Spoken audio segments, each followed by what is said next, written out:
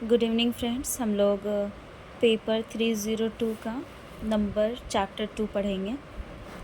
राजनीति समाजीकरण। राजनीति समाजीकरण क्या होता है, इसके बारे में हम लोग जानेंगे। बच्चा जब समाज में जन्म लेता है तो वह सभी प्रकार के प्रभाव व दबाव से मुक्त होता है। उसका मन एक कोरी स्लेट की तरह होता है जिस पर कुछ भी लिखा हुआ नहीं होता। वो धीरे धीरे बड़ा होता है और परिवार से विद्यालय और विद्यालय से घर आने जाने लगता है तो उसके मन और मस्तिष्क पर तरह तरह के प्रभाव पड़ने लगते हैं। मस्तिष्क की कोरी स्लेट भरने लगती हैं। वो समाज के संस्कृति, रीति रिवाजों, परंपराओं को जानने एवं समझने लगता है। इस प्रकार प्रक्रिया को समाजीकरण कहते हैं। तो जो समाजीकरण होता है वो हमारा जन्म से ही होता है।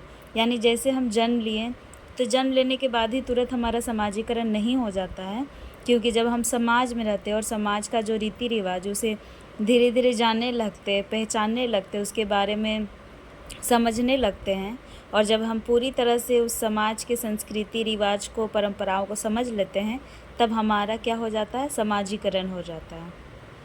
आज का युग राजनीति प्रधान युग है। व्यक्ति और समाज का कोई भी पहलू राजनीति से अछूता नहीं है। आज हर जगह राजनीति के बारे में चर्चा होती ही रहती है, चाहे वो पान की दुकान हो या फिर चाय की ठेला हो या फिर नाई की दुकान हो। लोग हर जगह राजनीति के बारे में बात करते पाए जाते हैं। साधारण शब्दों में कहा जा सकता है कि लोगों का राजनीति समाजीकरण हो रहा है। तो जो राजनीति की बात है, तो राजनीति की जो बात है वो आजकल हर जगह हो रहा है। हर जगह जैसे अभी जो हो रहा था इलेक्शन, उसमें हर जगह बात होता ही था कि कौन जीतेगा, कांग्रेस जीतेगी कि बीजेपी जीतेगा।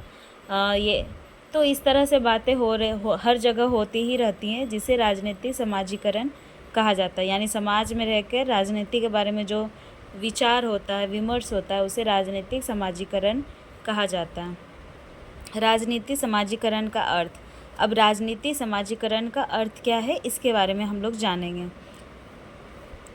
समाजीकरण से तात्पर्य समाज की संस्कृति का ज्ञान और राजनीतिक समाजीकरण से तात्पर्य राजनीतिक संस्कृति का ज्ञान। यानी समाजीकरण, राजनीतिक समाजीकरण का क्या अर्थ है? समाजीकरण तो आप जान गए, जो समाज में जो भी संस्कृति होता है उसका ज्ञान होना, तो समाजीकरण कहलाए। लेकिन राजनीतिक समाजीकरण किसे कहते हैं? जो राजनीतिक संस्कृति के बारे में ज्ञान होता है उसे राजनीतिक समाजीकरण कहते हैं। हम लोग ये जानते हैं कि भारत एक संघ है। यहाँ दो प्रकार के सरकार हैं, एक केंद्र सरकार तो दूसरा राज्य सरकार। हम ये भी जानते हैं कि भारत में एक राष्ट्रपति है, प्रधानमंत्री है और मंत्री परिषद भी हैं। भारत में लोकतंत्र है, यानी हर 5 साल में चुनाव होते हैं। हमने सुना है कि पीएम का चुनाव, सीएम का चुनाव, एमएलए का चुनाव, सरपंच का चुनाव, तो हम इन चीज़ों से अवगत हैं। ये जो सभी चीज़ें हैं ये सब राजनीतिक व्यवस्था के अंतर्गत आती हैं।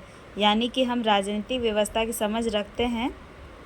जो राजनीतिक व्यवस्था की समझ है उसे ही हम राजनीतिक समाजीकरण कहते हैं।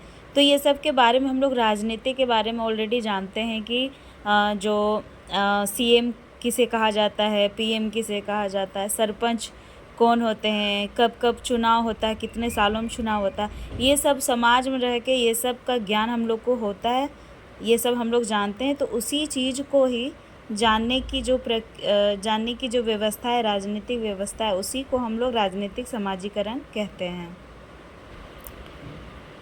राजनीतिक समाजीकरण की परिभाषा, ये जो परिभाषा, ये नाम आप याद रख लेना और इनके बारे में राजनीतिक समाजीकरण से रिलेटेड कुछ अपने वर्ड डाल देना, लेकिन ये ज़रूरी होता है परिभाषा लिखने के लिए।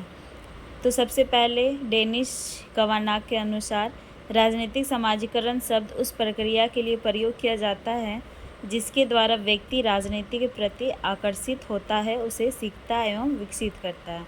और डेविड स्टन ने क्या कहा? राजनीतिक समाजीकरण वह विकासशील प्रक्रिया है जिनके द्वारा व्यक्ति राजनीतिक गतिविधियों की ओर आकर्षित होते हैं और अपने व्यवहार में सुनिश्चित करते हैं। ओके, अब हम जानेंगे राजनीतिक समाजीकरण के साधन। जो जो राजनीतिक समाजीकरण है जो हमारा होता है, किन किन साधनों से होता है। सबसे पहला है परिवार, शिक्षण संस्थाएं, राजनीति दल, राष्ट्रीय प्रतीक, जनसंचार के साधन। तो सबसे पहला जो है बच्चा कहाँ सीखता है? अपने परिवार से ही सीखता है। तो बच्चा जब जन्म लेता है तो वे अपने पारिवारिक वातावरण में जो सीखता है, तो धीरे धीरे करके वही राजनीतिक समाजीकरण को बढ़ावा देते हैं। जैसा कि परिवार है तो परिवार का मुखिया जिस राजनीतिक दल का समर्थन करेगा, तो सरल सी बात है कि वो बच्चा भी उस राजनीतिक दल की ओर आकर्षित होगा और उसके बारे में जानने की चाह होगी। दूसरा है शिक्षण संस्था, यानी पहला जो है परिवार, यानी परिवार के जो मुखिया हैं, जैसे हमारे पेरेंट्स हैं, तो हमारे पेरेंट्स जैसे हम लोग जब छोटे होते हैं, हमारे पेरेंट्स बात करते हैं कि किसे वोट देना चाहिए, किसे लाना चाहिए, ये सब हम सुनते हैं। तो क्या होता है कि पेरेंट्स के वजह से धीरे धीरे आकर्षण हमारा उन दलों पे आ जाता है, और इस तरह से परिवार भी एक कारण है जिसके कारण हमारा राजनीतिक समाजीकरण होता है।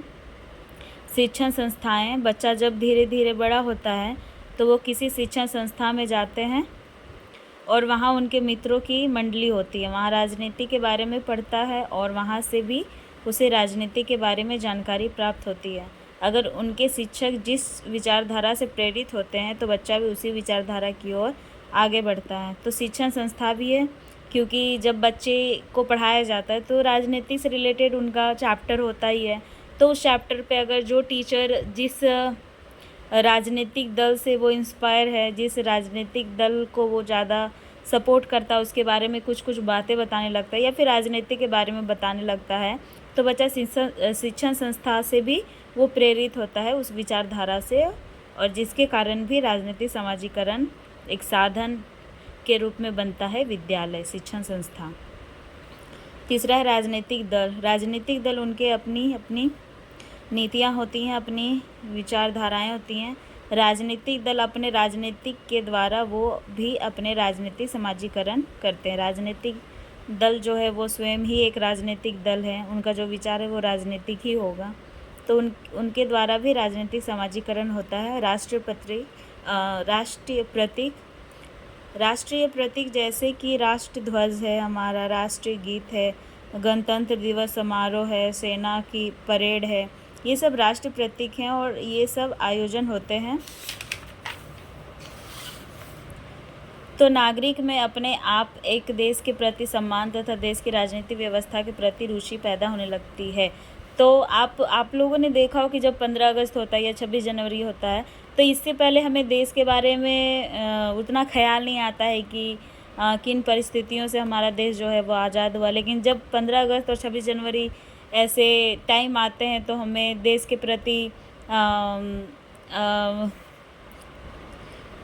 प्रति सम्मान होने लगता है। फिर देश के लिए जो लड़े हैं हमारे देश के लिए, उनके लिए हमारे दिल में देश प्रेम जाग जाता है। तो इस तरह से भी राष्ट्र प्रतीक से भी हमारा जो है वो राजनीतिक समाजीकरण होता है। राजनीतिक समाजीकरण की विशेषताएं हैं, तो यहाँ पे कुछ विशेषताएं हैं, चलिए इनके बारे में जानते हैं। जो पहला विशेषता है वो क्या है?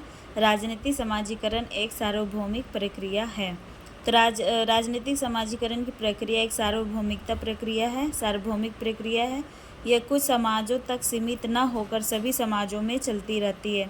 तो जो राजनीतिक समाजीकरण है ये एक जगह स्थिर नहीं है, ये अस्थिर है, ये हमेशा सीमित ना होकर ये असीमित है, ये चलती ही रहती है।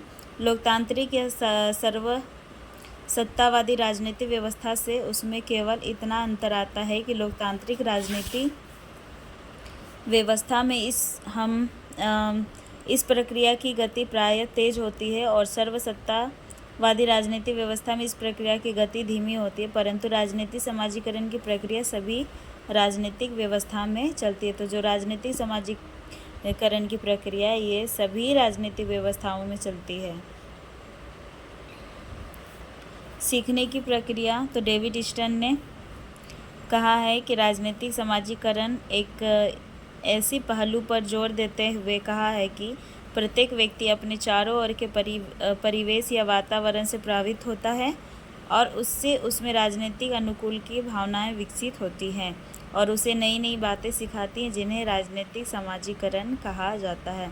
तो डेविड ईस्टन ने कहा है कि राजनीतिक समाजीकरण किन पहलुओं से होता है, जैसे उसके चारों ओर के परिवेश, मतलब उसका वातावरण, उसका परिवेश, उससे वो क्या होता है, प्रभावित होता है, उसके अनुकूल होता है, उसके अनुकूल भावनाएं विकसित होने लगती हैं, जिसके कारण उसका राजनीतिक समाजीकरण होता है। राजनीतिक संस्कृति से गहरा संबंध। राजनीतिक समाजीकरण की एक अन्य विशेषता यह है कि इसका राजनीतिक संस्कृति से गहरा संबंध है। राजनीतिक समाजीकरण की प्रक्रिया से राजनीतिक संस्कृति एक पीढ़ी से दूसरी पीढ़ी तक पहुंचती है। अतः राजनीतिक समाजीकरण की प्रक्रिया एक निरंतर प्रक्रिया है। साधारण शब्दों में राजनीतिक संस्कृति को एक पीढ़ी से दूसरी पीढ़ी तक केवल उन्हीं समाजों में पहुंचाता है। तो राजनीतिक संस्कृति से गहरा संबंध कैसे है, क्योंकि राजनीतिक समाजीकरण ये क्या करता है, एक पीढ़ी से दूसरे पीढ़ी तक पहुंचाता है जो राजनीतिक संस्कृति है उसे।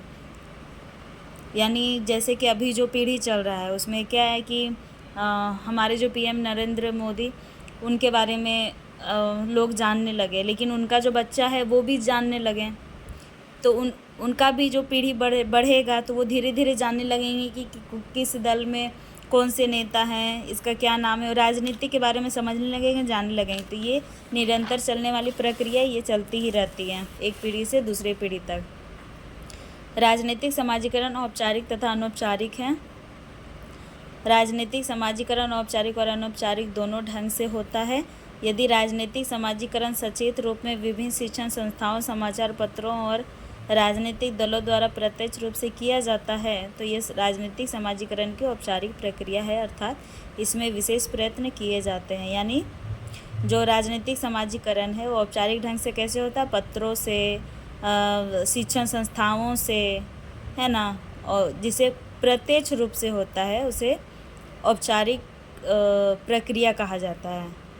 जैसे कि परिवार से हुआ, शिक्षण संस्था से हुआ, समाचार से हुआ, समाचार पत्र से हुआ, राजनीतिक दल से हुआ, तो ये औपचारिक ढंग से हुआ। अब अनौपचारिक ढंग से कैसे होता है, मूल्यों से, विचारों से, विश्वासों से, रवैयों से, ये सब जो है ये औपचारिक ढंग से राजनीतिक समाजीकरण होता है। राजनीतिक समाजीकरण एक निरंतर विधि है। राजनीतिक समाजीकरण एक ऐसी विधि है जो सारी आयु के लोगों को प्रत्यक्ष या अप्रत्यक्ष रूप में प्रभावित करती है। किसी भी व्यक्ति के राजनीतिक विश्वास सदा एक से नहीं रहती, अपितु नई परिस्थितियों के अनुसार मनुष्य के राजनीतिक दृष्टिकोण में थोड़ा बहुत परिवर्तन आता रहता है, और इस परिवर्तन के कारणवश उन्हें राजनीतिक विश्वास, राजनीतिक मूल, राजनीतिक दृष्टिकोण या राजनीतिक संस्कृति अस्थायी नहीं होती है। तो ये जो राजनीतिक समाजीकरण है वो निरंतर विधि है, ये निरंतर चलते रहती है। कभी जो किसी भी राजनीतिक दल के प्रति कभी दृष्टिकोण पॉजिटिव होता है तो कभी उसके प्रति नेगेटिव हो जाता है, और उसका जो है वो जो थॉट है वो हमेशा चेंज होते रहता है, दृष्टिकोण उसका हमेशा चेंज होते रहता है, इसीलिए ये निरंतर चलने वाली प्रक्रिया है। राजनीतिक समाजीकरण प्रकट और छिपाना दोनों रूपों में होता है। कैसे होता है, राजनीतिक समाजीकरण प्रकट और छिपाना दोनों रूपों में होता है। जब विशेष उद्देश्य की प्राप्ति के लिए राजनीतिक समाजीकरण का स्पष्ट व प्रत्यक्ष रूप से प्रयोग किया जाता है तो इसे प्रकट या प्रत्यक्ष राजनीतिक समाजीकरण कहते हैं। जैसे स्कूलों, कॉलेज आदि में विद्यालयों की अनुशासन, आज्ञा पालन, कर्तव्य का पालन और कानून पालन आदि की शिक्षा देना प्रकट राजनीतिक समाजीकरण का उदाहरण है। तो ये प्रकट रूप से होता है, स्कूलों में होता है, कॉलेजों में होता है ना। अब अप्रत्यक्ष रूप से कैसे होगा, गैर राजनीतिक उद्देश्यों को पूरा करने के लिए किए गए प्रयास राजनीतिक व अप्रत्यक्ष रूप से ही प्रभावित करती है। अतः राजनीतिक समाजीकरण के लिए कोई बाहरी प्रयत्न नहीं किया जाता है और ये गुप्त रूप से स्वाभाविक रूप अपने आप हो जाती है, तो इसे अप्रत्यक्ष राजनीतिक समाजीकरण कहते हैं।